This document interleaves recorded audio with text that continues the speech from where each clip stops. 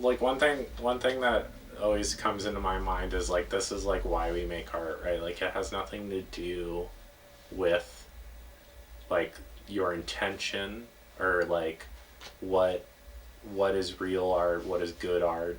It only has to do with something that is you can't describe in any other way, right? Like Yeah. like visual art, like the reason that it exists is because it's communicating something that you can't just say out loud. Yeah. Which is why like artist statements, writing about art is so hard, right? Yeah. Because because like it's really hard to describe things that felt like they needed to exist because there was no other way to describe them, Yeah. right? I feel like those mediums are often like I hate seeing them talked about in like this 80s kind of media studies way where it's like film and streaming and gaming and the things that I'm like pretty interested in, like well maybe not streaming but film and television and gaming is like as like these things that separate us because I feel like they actually do the opposite, right?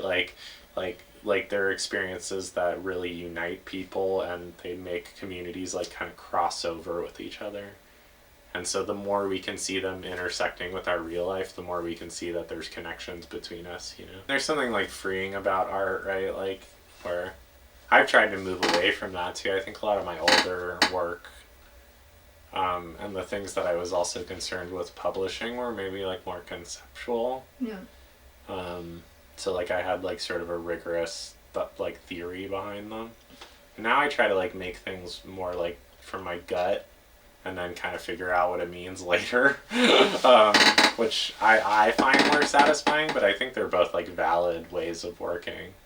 A lot of the people that like I admire are interested in the same thing. Like I have this like personal mentor here, Matt Baruso, who I like really admire his practice because I think it's really rare when someone just like they have like a body of interests and things that they like and then they just like collect and surround themselves with it and then they make work with it and it just like ends up embodying all of their ideas and it's this very like I hate using the word but like kind of organic process like it's a very like kind of like you don't have to have this like conceptual framework for your work because you are living and breathing it, you know? Yeah.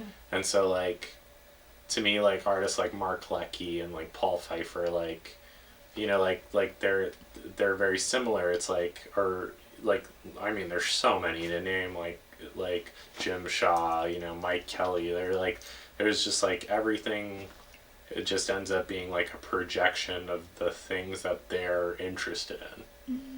And then the concept comes out of that, right? Because so but in the past I used to be like, oh, you know, I found this like I don't know, I found this like artifact in New Mexico and I'm gonna like do a rubbing of it because it's like a fake artifact and I still like that work but it's very intentional, you know. Yeah.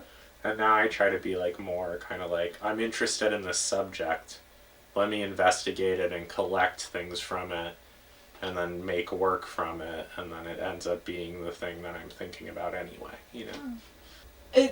You're letting go of control here. Absolutely. Do you think that bothers you anyway? I think it bother I don't know if it doesn't it makes me anxious. Right?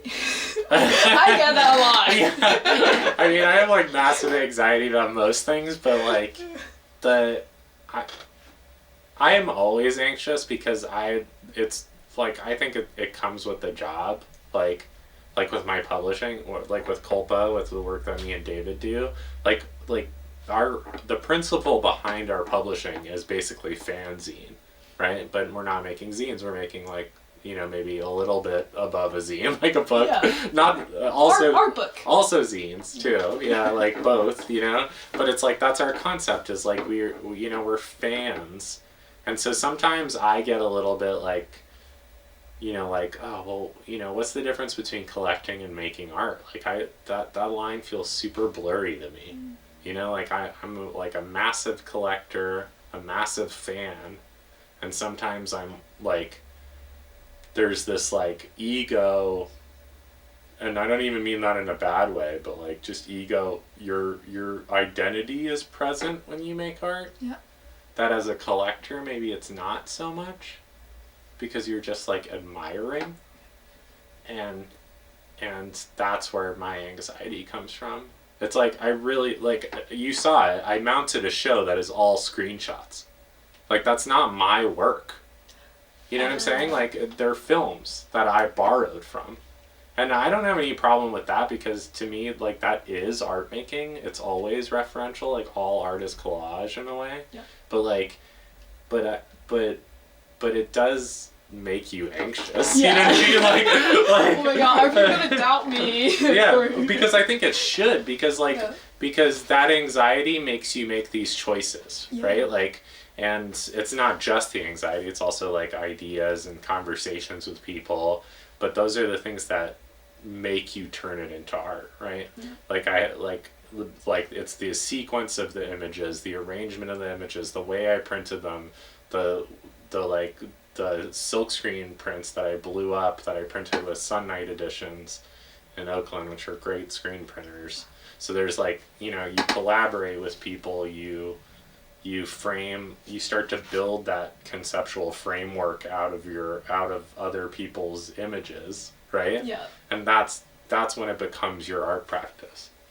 And so when it gets to that point, I'm totally fine. But the process of getting it there is nerve-wracking. That's so stressful. And also, like, I'm happy to talk about the fact that maybe it isn't for some people. Maybe it's not an art practice to some people. I don't really care. Like, I'm totally fine to have a show that is a collection. Like, to me, it's like the only thing that makes people have to say that is the ego behind it. Yeah. Like, if I didn't make it, then what is it?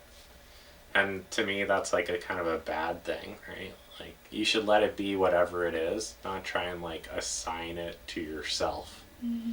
And a lot of those notions, and not to get like too tangential about this, but a lot of those notions lead to a lot of the problem with the way that people understand artists in society, which is it's like this pure form of expression, it's this romantic idea of creation. Yeah. And really it's like more about like curating, collecting.